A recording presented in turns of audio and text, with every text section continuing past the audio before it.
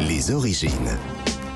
Et pour conclure cette émission, on remonte aux origines avec Jean-Luc Lemoyne et surtout avec vous, David Kessel-Lopez, puisque vous nous racontez les origines de l'Ultra Trail. Oui. On n'est pas tous égaux face au vieillissement. Quand je pense que je suis né la même année que Roger Federer et la même année que Justin Timberlake, je suis né la même année que Zlatan. Et quand je vois l'état ultra préservé dans lequel il se trouve, ça me fait de la peine. Parce que moi, non seulement j'ai le visage en ruine, mais j'ai le corps qui s'effrite. Depuis que j'ai 35 ans, donc depuis 6 ans déjà, je ne peux plus courir parce que j'ai mal aux genoux quand je cours au bout de 5 minutes. Ça me fait de la peine, ça me fait beaucoup de peine. Et donc pour compenser, je vis la vigueur par procuration, en m'intéressant aux corps intacts qui ont encore le loisir de se surpasser. Se surpasser pour se taper sur la gueule. Regardez mon historique Instagram, je regarde que des boxeurs qui se tapent alors que moi j'ai jamais tapé personne et je suis incapable de le faire. Se surpasser pour escalader des trucs et se surpasser surtout pour faire de l'ultra trail. L'ultra trail, c'est quoi? Je l'ai dit un petit peu dans le sommaire, c'est la version ultra du trail. Et le trail, c'est quoi? C'est un mot anglais qui désigne le fait de mélanger la randonnée et la course à pied. C'est de la randonnée en courant. Alors au niveau international, on parle d'ultra trail à partir du moment où la distance parcourue est de 100 km minimum. Et l'idée, bien sûr, c'est de parcourir ces kilomètres le plus vite possible.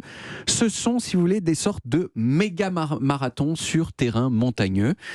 L'une des courses les plus prestigieuses du monde, pour vous donner une idée, c'est l'Ultra Trail du Mont Blanc, qui existe depuis 2003 et qui fait 170 km avec 10 000 mètres de dénivelé positif, le tout à 2500 mètres d'altitude où il y a vachement moins d'oxygène. Moi, en 2 ans de chronique... Moins de monde aussi. Ben oui, il y a moins de monde. En 2 ans de chronique quotidienne Europe 1, j'ai pris l'escalier 2 fois, vous voyez, et j'en parle encore. Vous voyez, donc c'est votre ultra trail à vous. Voilà, c'est mon ultra trail à moi. Mais alors, depuis quand ça existe, cette façon originale de souffrir inutilement? Bon, courir sur de longues distances caillouteuses comme un taré, ça se fait sans doute depuis longtemps. Le monsieur, le mythe de Marathon, par exemple, celui qui allait donner le message là pendant les guerres médiques, il a couru sur des cailloux, c'est un peu ça. Bon, c'est peut-être une légende, mais c'est comme ça. Oui, mais il est mort à la fin. Et il est mort à la fin, en plus. Donc il a perdu en quelque sorte. Mais la version moderne de cette activité, qu'on appelle spécifiquement l'ultra trail, c'est beaucoup, beaucoup plus récent.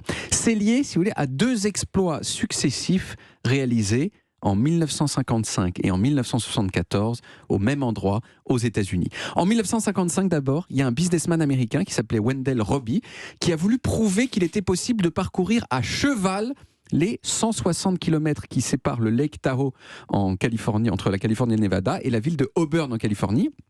Il voulait prouver que c'était possible de faire ça en moins de 30 heures. C'est un chemin super pentu, escarpé, on manque de se casser la gueule tout le temps. Et Wendell, il a dit, rien à battre, je vais le faire. Et il l'a fait.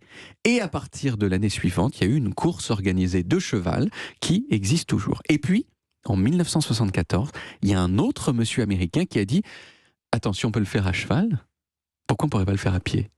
Ah ben ouais, et il l'a fait aussi. Et de la même façon, c'est devenu une course organisée. Et c'est aujourd'hui encore considéré comme la première course d'ultra trail de l'histoire. Alors, je ne sais pas si tout ça vous a donné envie, mais j'imagine que non. Mais si c'est le cas, il faut faire attention parce que quelquefois, l'ultra trail, c'est dangereux. En Chine, en 2021, par exemple, il y a 21 personnes qui sont mortes gelées dans une course d'ultra trail parce qu'ils ne s'étaient pas assez couverts. Mais pour vous, Stéphane, pour vous, spécifiquement, je pense que j'ai trouvé ce qu'il faut. Ah oui, vraiment. Ce qu'il faut, si vous comptez vous mettre à l'Ultra Trail, ce qu'il vous faut, c'est la fameuse course des Highlands Kings Ultra, qui est une course de 193 km en Écosse, où certes, on court comme des tarés, ça on connaît, mais le soir, dans cette course, vous avez un service d'hôtel 5 étoiles de malade qui vous prépare des repas gastronomiques et qui monte pour vous des saunas portatifs de luxe pour que vous puissiez vous délasser. Et leur slogan, c'est un slogan délicieux. Et ce slogan, c'est « Race like a warrior, but recover like a king ». Courez comme un guerrier, mais récupérez comme un roi. Bon, ça coûte 17 000 € par personne de faire ça, mais je vous dis, si vous les avez, courez au Highlands Kings Ultra. Faut savoir ce qu'on veut, si vous voulez. Alors, ces dernières années, les courses de l'extrême dont l'Ultra Trail fait partie, elles ont explosé, mais leur race. Depuis 2010, le nombre de participants à ces courses, il a été multiplié par 3,5. Et, truc un petit peu rigolo, il y a des limites. Légèrement rigolo, disons, les Français, ce sont ceux qui kiffent le plus. La France, c'est le pays qui compte le plus de participants à l'Ultra Trail. Mais depuis quelque temps, le sport il est un petit peu devenu victime de son succès, parce qu'il y a par exemple beaucoup plus de gens qui veulent faire l'Ultra Trail du Mont Blanc que de places disponibles.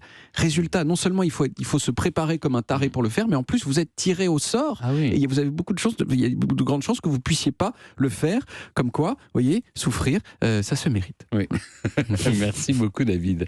On retrouve les origines en podcast sur toutes les applis audio et en vidéo sur YouTube Dailymotion et sur le site europe1.fr.